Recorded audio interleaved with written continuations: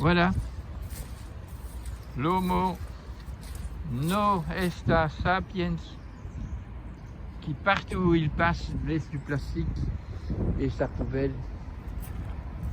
N'est-ce pas triste de voir que nous sommes tellement peu respectueux du bien commun, de la nature autour de nous, et que, bon, déjà, si on avait des lois qui interdisaient la fabrication de plastique, on ne pourrait pas le laisser partout sur le sol où on passe. Mais non, il n'y a pas des lois qui interdisent ce qui est mauvais. On a des lois qui ne tolèrent pas, mais légifèrent l'emploi de toxiques, de produits irrecyclables. Et ça, c'est protégé. Et pas seulement pour emballer les bazars, mais également, vous voyez, partout c'est comme ça. Là où il y a des humains qui passent, la planète est désastreusement polluée. Donc ça, c'est à petit échelon, tandis que l'industrie fait ça à grand échelon. C'est là qu'il faut qu'on prenne conscience que nous devons changer le tempérament humain. Il faut l'éduquer, l'humain. Il faut le rendre conscient. Enfin, lui donner l'envie de devenir comme ça, parce que ce n'est que si on prend la disposition mentale, morale, éthique, qu'on va changer le monde. On va d'abord devoir se changer soi-même pour arriver à donc guérir ce monde. Le virus ici ne partira que quand il verra que son message est passé et que l'humain, le peuple d'aujourd'hui, se met sur le chemin de réparer les problèmes, de réparer ce qu'il a mis sur terre et commencer à s'associer à la nature de façon à ce qu'elle puisse s'épanouir et qu'elle puisse devenir de nouveau ce pourquoi elle est créée. Alors l'homme étant créé pour être le CEO, le gestionnaire de la nature, eh bien maintenant il est temps qu'il se rende compte qu'il a fait le contraire, qu'il a démoli la nature, qu'il a empêché la nature à s'épanouir. Alors c'est ce désir humain de devenir sage et de travailler avec beaucoup de joie à redresser la nature, et pour ça il faut se redresser soi-même, et c'est vraiment fortement nécessaire. La nature est toujours prête, cette énergie vitale universelle qui a créé et qui entretient cette création, elle est si forte qu'elle fait des milliards de galaxies et qu'elle est inépuisable. Mais sur la planète Terre, où elle a permis une forme tout à fait spéciale par rapport à tous les autres astres, afin qu'ils puissent y habiter tout ce que nous voyons autour de nous, qui est les créatures créées à la disposition de l'humain, et cette créature Homo sapiens qui a la possibilité de devenir sapiens, mais qui doit le faire de soi-même, qui doit faire des choix libres, avoir acquéri donc un discernement si beau, si vrai, si commun, cette évidence universelle, cette évidence qui doit être commune à tout le monde, le bon sens qui doit être commun pour tout le monde, et pas chacun pense qu'il a son bon sens et qu'il peut s'approprier le droit de faire des choses qui sont vraiment pas saines pour la nature et pour la planète elle-même, d'accord, mais aussi pour les humains eux-mêmes, pour les générations qui doivent venir, et que nous devons espérer offrir un monde, un paradis terrestre où ils peuvent continuer à épanouir la nature. C'est ça, la nature nous offre constamment des beautés. Le fait qu'on est vivant, le fait qu'on a la santé ou qu'on fait des maladies pour justement découvrir le chemin qu'on n'a pas pris et qu'on devrait prendre, nous offre tout le temps, la nature nous offre tout le temps la possibilité de se redresser et d'acquérir le discernement nécessaire. Merci.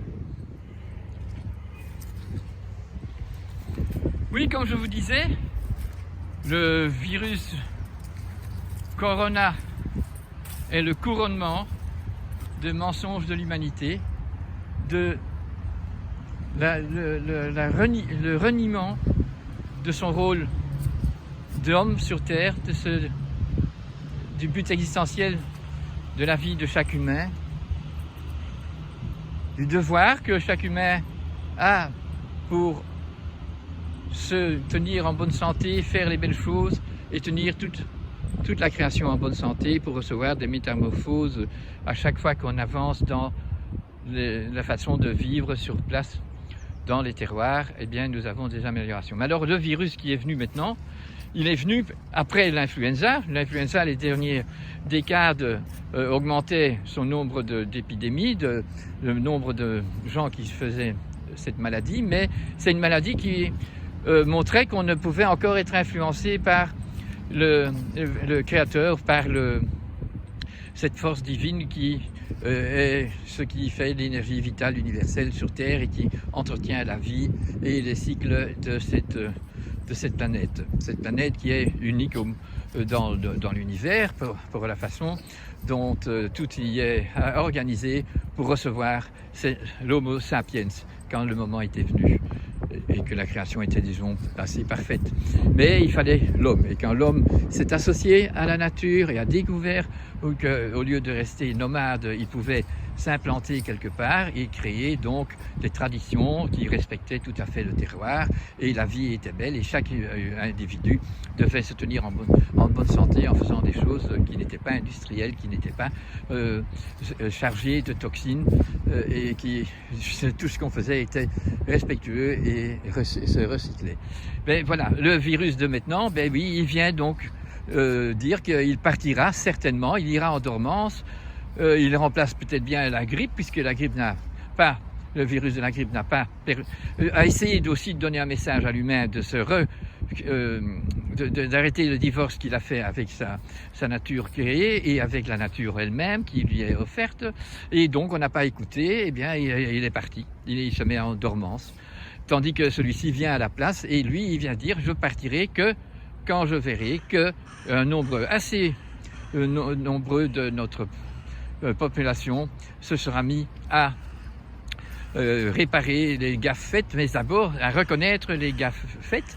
Et alors il faudra aussi reconnaître que les gens qui sont dans le pouvoir, avec leur abus de pouvoir, ils sont tout à fait à côté de leur mission, et que donc il faudrait qu'eux le reconnaissent et alors démissionnent, ou bien commencent à faire leur mission.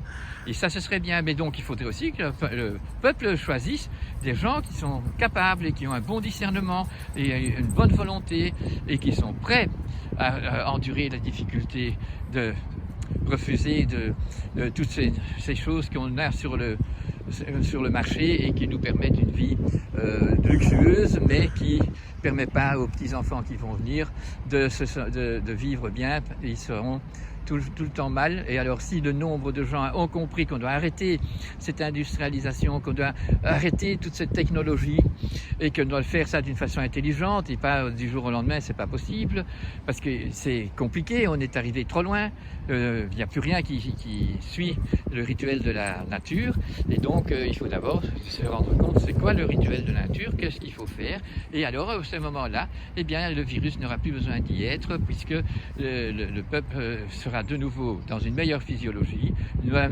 meilleur mental, et le discernement sera arrivé à ce qu'il faut qu'on arrive pour que ce virus parte.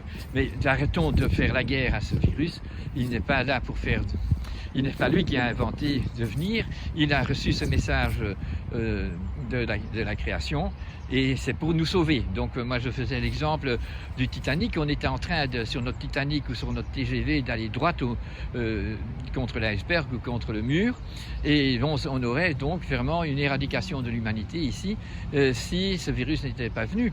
Alors maintenant le virus a arrêté le train ou a arrêté le Spoutnik ou a arrêté le Titanic, et on doit arrêter de faire le Titan ici, et en fait ça nous sauve de cet accident d'extermination, parce que nous avons déjà exterminé par la façon de vivre tellement d'animaux, tellement de plantes, tellement de minéraux, et bien qu'il est temps, on est arrêté pour penser, réfléchir, prier redevenir sociable, s'associer à la création, et alors le monde pourra refaire sa vie. Ce sera une renaissance que nous devons avoir maintenant, une vraie renaissance.